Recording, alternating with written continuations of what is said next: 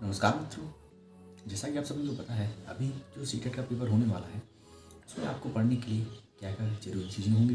बात करें अगर हम सीडीपी की, तो सीडीपी में अगर आपके पास कोई भी ऐसी बुक है तो आप उससे पढ़ सकते हैं, परंतु अगर आप देखें तो सीडीपी में 15 नंबर की आपकी पेडागोजी आएगी और 15 नंबर का आपका जो स्टैटिक पोर्शन है वो आएगा।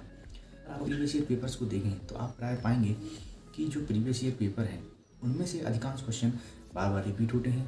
और अगर आप पेडागोजी के लिए प्रीवियस ईयर पेपर को भी बार बार लगाते हैं, उसके अलावा भी अगर आप किसी भी अन्य कैटेगरी वाले हैं जिनके लिए 82 नंबर की अनिवार्यता होती है, वो भी आप आसानी से प्राप्त कर सकते हैं।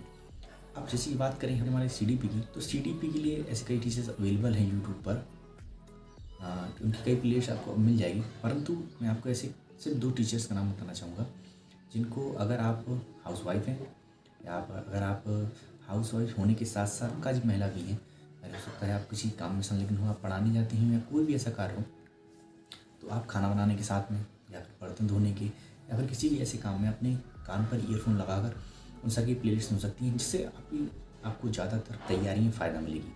अब जैसे हमारे पहले टीचर हैं प्रतीक शिवालिक सर, इनकी आपको कई ऐसी प्लेलिस्ट मिल जाएंगी या वीडियो सॉल्यूशन मिल जाएंगे उनके यूट्यूब चैनल पर, जिससे कि अगर आप कोई भी ऐसा कार्य कर रही होंगी सिर्फ उनकी प्लेलिस्ट देखकर भी 90 नंबर प्राप्त कर सकती हैं। इसके साथ ही प्रतीक मलिक सर हैं, अगर आप उनकी वीडियो भी देखें तो उन्होंने 2 प्लेलिस्ट बना रखी है। एक उनकी पहले की प्लेलिस्ट है जो 2019-20 के लिए लागू हुई थी। उसके अलावा उनकी अभी जो लेटेस्ट पैटर्न्स की और लेटेस्ट क्वेश्चन की सीरीज है वो आप देख सकते हैं। आप कान में ईयरफोन लगाकर अपना काम कर सकते हैं। उसके साथ भी अगर आप फ्री हैं, हो सकता है आप थक जाएँ, थक जाने के बाद भी अगर आपको जो भी अतिरिक्त टाइम मिलता है अपने काम के दौरान में, आप उस प्लेलिस्ट को बार बार सुनकर भी पेपर क्वालिफाई कर सकते हैं। इसके साथ ही उन्होंने कुछ सीडीपी के और एनईपी जो नई नेशनल एजुकेशन पॉलिसी है उसके क्वेश्चंस और उसके साथ ही उस पीडीएफ को भी साझा किया है। तो ज़्यादातर जो क्वेश्चन है सीडीपी के लिए वो आपकी पेडागोजी के क्वेश्चन एनईपी से बनेंगे। उसके अलावा स्टैटिक पोर्शन के लिए भी उन्होंने इसमें भी वो सब चीज़ें साझा की जिससे आप आसानी से 27 से लेकर 28 और हो सकता है आप 30 का भी स्कोर कर लें।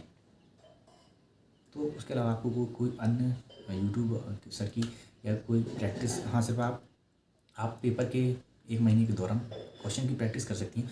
उसके अलावा ये प्लेलिस्ट सबसे ज़्यादा सुटेबल होगी आपके लिए। इसके अलावा आपको कोई पढ़ने की ज़रूरत नहीं है। और अगर आपकी और भी क्वेरी है तो आप मुझे बता सकते हैं।